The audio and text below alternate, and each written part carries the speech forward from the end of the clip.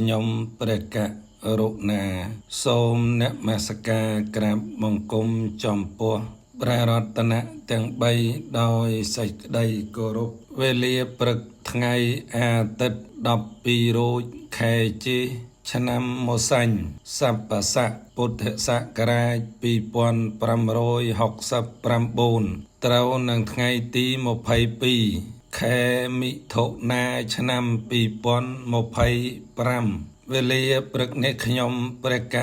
រុណានឹងអានព្រះពុទ្ធវចនៈព្រះសុតន្តបិដកភាគ23ជាបន្តក្នុងអដ្ឋកនេករៈសូត្រទី2ក្នុងទំព័រ38លេខគ្នា23សូមពុទ្ធបរិស័ទតាមដានស្ដាប់ជាបន្ត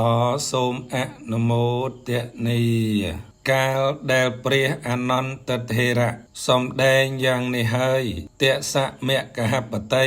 អ្នកក្រុងអត្តកៈបាននិយាយ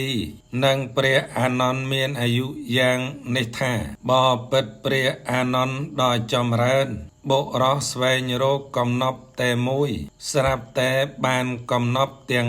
11ដោយព្យាយាមតែម្ដងមានឧបមាយ៉ាងណាមិញបបិទ្ធព្រះអានន្ទដ៏ចម្រើនខ្ញុំព្រះក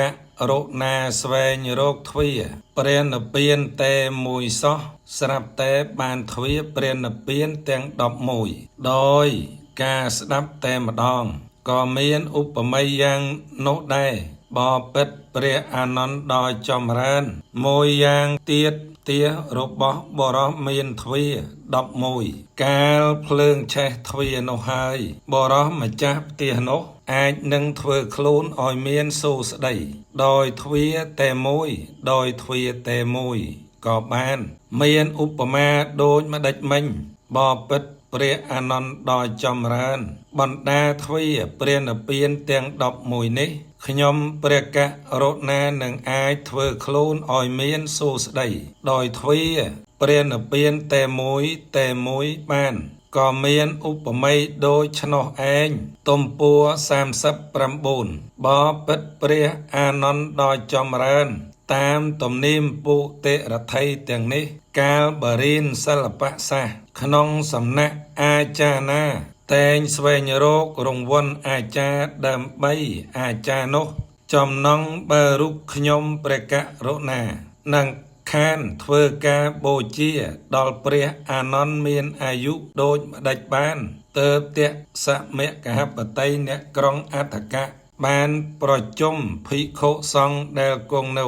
ក្នុងក្រុងបាទលីបុត្រនិងក្រុងវេសាលីហើយអង្គេសដោយខាតនិយៈភោជនីយហាដ៏ឆ្ងាញ់ពិសាដោយខ្លួនឯងឲ្យឆ្អែតស្កប់ស្កល់ត្រាតែលោកប្រកែកលេងទូលទៀតហើយនិមន្តភិក្ខុមួយរូបឲ្យស្លៀកដណ្ដប់ដោយសម្ពត់មួយគូមួយអង្គរួចនិមន្តព្រះអានន្ទមានអាយុឲ្យស្លៀកដណ្ដប់ដោយចីវរ3ហើយក៏សាងទីនៅគូដល់ថ្ងៃហើយក៏សាងទីនៅគូដល់ថ្លៃ500កហាបណៈប្រកេនព្រះអានន្ទមានអាយុចប់អដ្ឋកនេករៈសូត្រទី2តែប៉ុណ្ណេះ